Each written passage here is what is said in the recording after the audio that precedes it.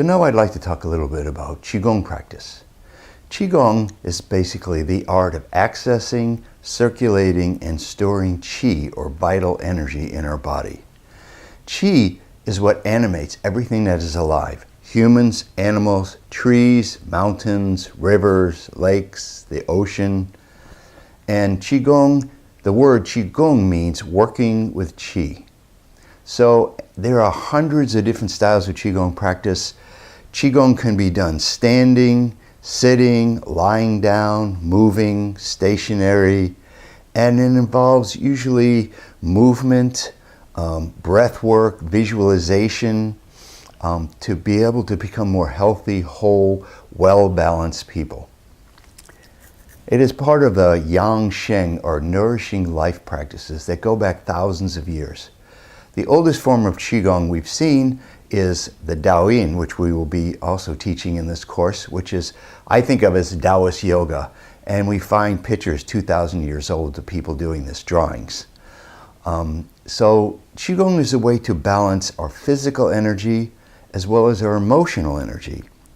Because according to Taoists, emotional energy or emotions are energetic states. Not just psychological states, but energetic states. So by doing a Qigong, a meditation, such as the one that it's on the accompanying CD that you got with this course, we can bring those emotions into balance. It brings a whole different idea and process to it than just thinking of them as psychological states. And sometimes people have psychological problems like fear, anger, depression, and these can actually be treated, if not outright cured, through Chinese medicine, herbs, acupuncture, and Qigong. Because, again, we're working with energetic states. And as we bring these energetic states into balance, our emotions also come into balance. Very interesting. Qi can be thought of as the link between energy and matter. It fills the body, whole body, as well as extending outside of our body. Our Qi body extends outside of our body. In the next course that we'll be publishing, the one on Qigong, we'll be doing a Qigong form that combs and tonifies and cleanses our Qi body. You might find that very interesting. Qi travels throughout our whole body, but especially through very special, what we call meridians or channels. And some of them are quite large, such as the one that goes up the back of our body and then ends at our upper lip and then begins at our lower lip and goes down the front of our body. That's kind of like the super highway of the energy moving through our body. And then in the Qigong practice that we'll be doing in a little while, we work with the belt channel, which is another channel that goes around our waist, hence its name, and connects all the meridians and points and parts of our body in the lower half with the parts in the upper half. And along these meridians or pathways, there are specific points. Anyone who's ever had acupuncture, you know that they insert very tiny thin needles into very specific points. And by accessing these points, they can change the motion or the strength of the energy that's going through that meridian or that's going to the organ that people are having problems with. And that's pretty much acupuncture works, by tapping into these pathways of qi. And besides acupuncture, we also have massage, or in China they call anmo, or acupressure, where you actually are just using pressure, which many people feel is the original form of acupuncture that goes back thousands of years. So in China, people don't just get needles, they also get massage, and sometimes they're even given Qigong, specific Qigong practices to do for their problem. And these are called Qigong recipes or Qigong prescriptions that people are told to go and do on their own. Because in Chinese medicine, it's not just for the acupuncturist, the herbalist, the Chinese doctor to cure people's problems, but it needs to be a two-way street. It's more of a way to work together. It's more of a partnership. So Qigong is a way that we can heal ourselves. My introduction to Qigong was about 25 years ago when I was very sick with something called chronic fatigue syndrome. and to the point that I was totally bedridden for months at a time. And Chinese herbs are what got me out of bed, and then Qigong is what cured it. I used to be totally bedridden. I couldn't travel. I had 3 small children at the time. It was a real hellish existence. And Qigong has been this wonderful gift for me to not only become stronger so that I can teach other people Qigong so that they can become stronger. My first Qigong teacher was a woman from Beijing named Chen Huishen, who had cured her breast cancer through Qigong. And she always told us to think of Qi as love. And we do Qigong so that we can become stronger in our love, so we can share that Qi and love with others, so they can become stronger in their Qi and love, so that they can hopefully share that with others. It's kind of what we call the circle of life. It's a big circle that we're all taking part in. Most Qigong people who have been doing it for any length of time have tried different forms and have specific ones that they enjoy the most. There are hundreds of Qigong forms and new ones being created all the time. Some of them go back quite some time. One of the ones we'll be learning in the next series, Wuji Qigong, goes back 600 years to the Ming Dynasty. Now, why practice Qigong? For health, physical health, mental health, spiritual health. When our mental processes are not working right, when they're not balanced, it's really hard to get through the day. It's really hard to have a job. It's really hard to have a relationship. And if our thought processes are cloudy or unclear, so Qigong not only helps us physically to have more energy, but it also unclouds our mind, unclouds our brain. The Chinese word for mind is Xin, and the Chinese believe that the mind, rather than residing in the brain, resides in the heart. And so cognitive impairment, cognitive problems would be treated through the heart rather than through the brain. So emotional balance that we were talking about a little earlier, emotions come into balance. We don't have a lot of panic attacks, which is considered a kidney adrenal deficiency. We don't have anger where our liver is stuck and overheated, and anger and heat rises up and we lose control of our emotions. And various other things like that, our digestion, which is connected to our spleen. You'll see in the meditation that is on the accompanying CD with this course, we do a guided meditation using the colors and the emotional tone scales of each organ to bring them into balance. This is another thing that's very unique to Chinese medicine. The organs are also considered energetic states. And each one of these energetic states has a positive and negative aspect. For instance, the liver. The positive aspect of the liver is free-flowingness, the ability to move freely through our life, to the challenges and changes of our life. The liver is connected to the season spring, new growth, the element wood, new growth like green grass, the budding trees in the spring. Our ability to move with the changes, to balance ourselves with the changes in life. The negative aspect of the liver is anger. And especially sometimes we get into anger states that we really don't have a special reason to be angry. This is considered because the liver is unbalanced, so we would treat the liver. Next up is the heart. The heart is connected to the element fire and the season summer.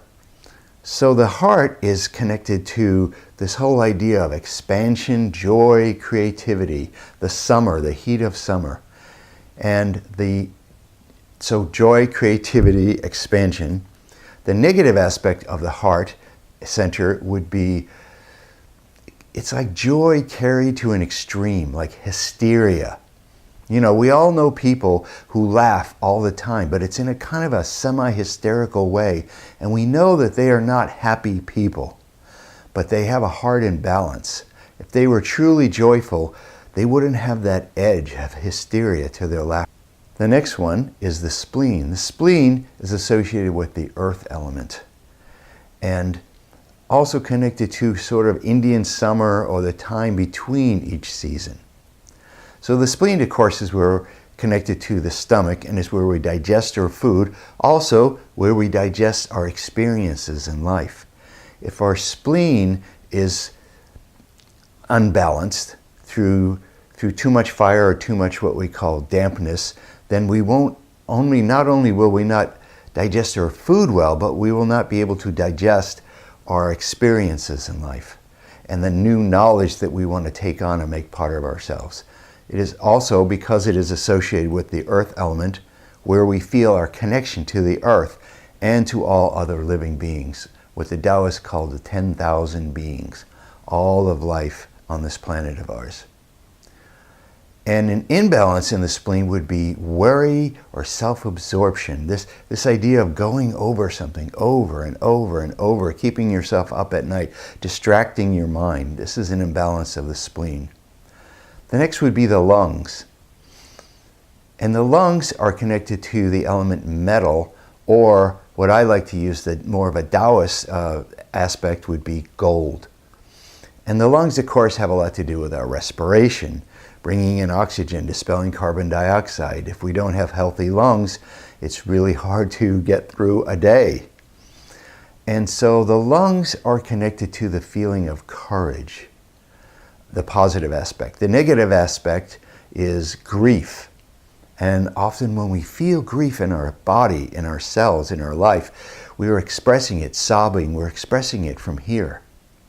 So breath work is very important in Taoist meditation, Tai Chi Chuan, Qigong, and I'll talk about that more in a minute. And it is associated with the color white. The next one is the kidneys in our lower back, which are the kidney adrenals, really. And the kidneys are associated with the element water. And the time of the year is winter. And the kidneys, adrenal system are sort of the pilot light under our whole system. Now, chronic fatigue syndrome, which is what I suffered from, is a very, very depleted kidney adrenal exhaustion. But of course, many people in the modern world have kidney adrenal exhaustion because of stress, because of the way they work, because they spend too much time watching television, because they drink too much caffeine, coffee to keep them going, eat too much sugar. All these things cause problems in the kidney adrenal area. The kidney adrenal area is like our source of willpower, our backbone. And the negative aspect of the kidney adrenal system is fear. So sometimes it's associated with that idea of panic attacks, that feeling of waking up in the middle of the night in a state of fear and panic. So these kinds of things, as I mentioned before, are treated through Chinese medicine and Qigong through these different emotional tone scales into the energetic states of each organ. Qigong is part of the whole cultivation. We're cultivating ourselves. We're cultivating this medicine, this elixir that people have been cultivating for thousands of years in both India and in China, so that we can become healthier, more well-balanced people. It also opens spiritual centers. Spiritual psychic centers in our body are open to the practice of Qigong. So as you progress in your practice of Qigong, you may start having spiritual experiences, spiritual intelligence coming to you, spiritual guidance coming to you. This is something that's very normal. This is what happens when you apply yourself seriously to Qigong practice. In Taoist alchemy, in Taoist Qigong practice, we, instead of having 7 chakras, such as in the Hindu and Buddhist system, we only have 3. And we call them Dan Tians. Dan Tian means field of medicine or field of elixir.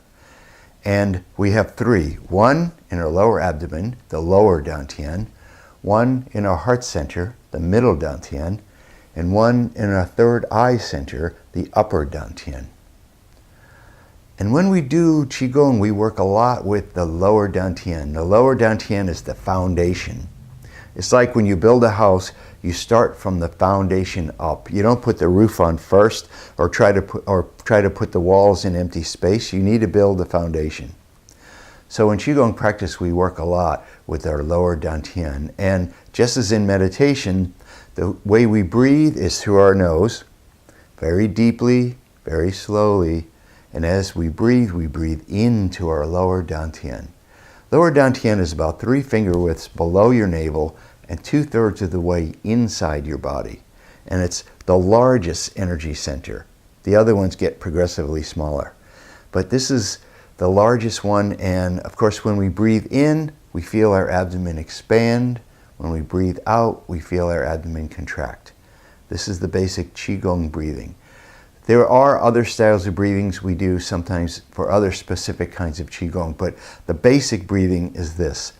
We call it natural breathing or sometimes embryonic breathing to match how a baby breathes in the womb. And there are many kinds of Qigong. As I mentioned, there are moving Qigong and stationary Qigong. We're going to learn a little short one that's a moving Qigong. And the idea is that even when we're moving in a Qigong or Tai Chi way, we're finding a stillness within that movement. Many people have a very, very difficult time meditating and remaining still for any length of time. And they often find it much easier to reach a state of stillness by moving and finding a really balanced, slow, gentle, graceful way of moving that we are able to connect with that stillness deep inside of us. So I think that covers the basics of Qigong. I want to read one little piece I wrote some years ago about Qigong to also give you another flavor of Qigong practice. This is a little piece called, "What Are We Doing When We Do Qigong?" Just what is this mysterious, miraculous, marvelous practice called Qigong? Just what are we doing when we do Qigong? In a sense, we are stepping out of our mundane, limited sense of reality and opening ourselves up to a richer, wider, and deeper form of experience. We are allowing what is infinite to be contained by what is so finite, our own bodies. Our own energy system, a microcosm of the very planets and stars turning gently in space. Our own minds growing so expansive as to contain the universe. Our very own sense of self expanding into a greater, richer sense of divine self, or what the Chinese call Wu Ji, the primordial origin of all life. When we do our practice, our form, our breathing, our visualizations, our movements, we align ourselves with our own origin, our divine birthright. We are allowing ourselves to become empty vessels, ready to be filled with the energy of the universe itself. As all of the sages down throughout history tell us, we in our humble and often confused states of being are still a part of the whole, a piece of the totality of it all. What better way to experience that consciously than to practice Qigong? What better way to step forth into new dimensions of experience and knowledge? What better opportunity to allow ourselves the freedom, the strength, the deepness of character and intelligence to begin to let go of the chains of illusion and limitation that we have all been told we are. We are ever and always so much more than that. When we do Qigong, we are saying yes to magic miracles and an openness to change, healing, and growing. We are taking that first of 1,000 steps into the unknown, into the very Tao itself. We are, at the very least, allowing ourselves to heal, to grow, to change along with the great changing that is always and constant. We are aligning ourselves with those great cycles of change, and in doing so, freeing ourselves from the tyranny of time and the limitations of life. We are setting ourselves free so that we can soar like the butterfly and flow like the water that was so beloved by the ancient Taoist sages. We are, in the end, practiced by our Qigong as much as we practice it. One breath at a time, one movement at a time, one moment at a time.